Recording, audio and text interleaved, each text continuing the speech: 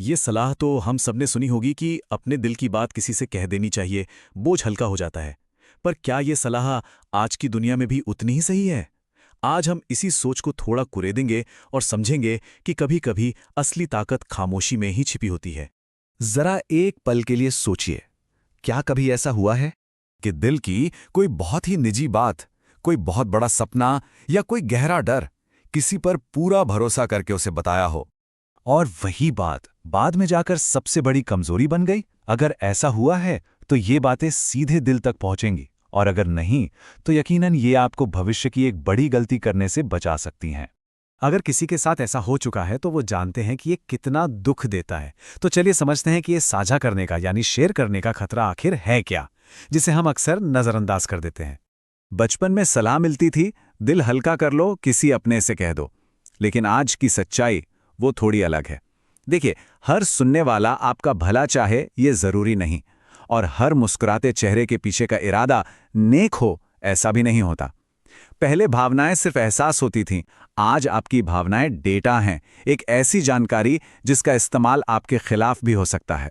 और एक कड़वा सच तो यह है कि दुनिया में ज्यादातर लोग किसी के दर्द से दुखी नहीं होते, बल्कि इस बात से खुश होते हैं कि सामने वाला कमजोर है। जब आप अपनी कमजोरी, अपना डर या अपना कोई प्लान किसी को बताते हैं तो आप अनजाने में ही उसे एक नक्शा थमा देते हैं। एक ऐसा नक्शा जो बताता है कि आपको कहाँ चोट पहुंचाई जा सकती है या आपको कैसे रोका जा सकता है। ये बात सिर्फ डर या कमजोरियों पर ही लागू नहीं होती, बल्कि सपनों पर भी होती है। कभी सोचा है आखिर क्यों कुछ सपने शुरू होने से पहले ही दम तोड़ देते हैं? चलिए इसे एक छोटी सी कहानी से समझते हैं। एक आदमी था जिसका एक बहुत बड़ा सपना था। वो बहुत जोश में था। उसने बड़े उत्साह में आकर अपना पूरा का पूरा प्लान अपने दोस्तों, रिश्तेदारों और हर जान पहचान वाले को बता दिया। शुरू शुरू में तो सबने कहा, वाह क्या बात है, क्या सोच है। लेकिन फिर धीरे धीरे माहौल बदलने लगा। किसी ने उसके सपने का मजाक उड़ाया, किसी ने उसे नाकाम होने का डर दिखाया, और कुछ लोगों ने तो उसके दिमाग में इतनी नेगेटिविटी भर दी कि उसका खुद पर से ही भरोसा उठने लगा। और जानते क्या हुआ? कुछ ही महीनों में उस आदमी का वो बड़ा सपना मर गया। तो यहां सबसे जरूरी बात यह है कि सपना इसलिए नहीं मरा क्योंकि वो गलत था। नहीं, सपना इसलिए मरा क्योंकि उसे बहुत जल्दी बहुत से लोगों को बता दिया गया था। अब इसके पीछे ना एक बहुत गहरा मनोवैज्ञानिक कारण भी है।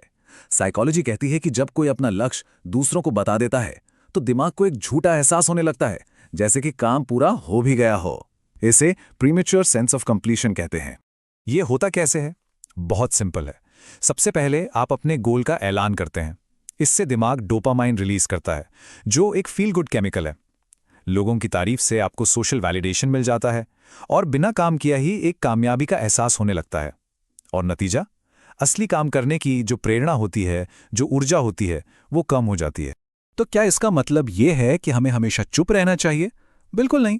बस हमें यह समझने की जरूरत है कि बात करने का सही तरीका और सही इंसान कौन है। अपने दिल की बात सिर्फ ऐसे इंसान को बतानी चाहिए जो सिर्फ अपनी राय न दे, बल्कि समाधान खोजने में मदद करे, जो आपकी बातें सुनकर खलबली न मचाए बल्कि आपको शांत करे, जो बिना जज किए आपकी बात सुने, और सबसे जरूरी, जो आपकी बात को अपने तक रखे, उसे दुनिया के सामने तमाशा न बनाए। और अगर ऐसा कोई भरोसेमंद इंसान ना मिले तो भी रास्ते हैं। एक डायरी में सब कुछ लिखा जा सकता है, ध्यान या प्रार्थना के जरिए मन को शांत किया जा सकता है, या फिर सबसे बेहतर, खुद से सवाल पूछे जा सकते हैं। याद रखिए, इन हालातों में खामोशी ही सबसे सुरक्षित दोस्त है। एक बात हमेशा याद रखिएगा, खुद से की गई बातचीत कभी आपके खिलाफ इस्तेमाल नहीं हो सकती। वो पूरी तरह से आपकी है, पूरी तरह से सुरक्षित। तो हमने बात की सही इंसान से बात करने की या फिर खामोश रहने की, लेकिन असली ताकत इन दोनों से परे है। वो है कर्म में, एक्शन में। खामोशी का मतलब कमजोरी नहीं है। शेर दहाड़ने से पहले खामोश रहता है। गहरा समंदर कभी शोर नहीं मचाता। असली ताकत अक्सर शांत होती है। जो कम बोलता है वो ज्यादा सुनता है और ज्यादा समझता है। इसलिए सबसे बड़ा सबक यह है, अपने मन की बात और अपने प्लान को ताले में रखिए, लेकिन अपने कर्म को, अपने काम को दुनिया के सामने आने दीजिए। उसे किसी घोषणा की जरूरत नहीं पड़नी चाहिए। अंत में सबसे महत्वपूर्ण बात यही है, लोगों को अपने शब्द नहीं, अपने नतीजे दिखाइए, क्योंकि ये दुनिया बातों से नहीं, परिणाम से सम्मान देती है। सम्मान घोषणाओं से नहीं मिलता, उपलब्धियों से मिलता है। तो इस पूरी चर्चा के बाद ये सवाल मन में रह जाता है, खामोशी एक कला है या एक शक्ति? शायद ये दोनों हैं। खामोश रहना एक कला है और सही समय पर सही इंसान के सामने बोलना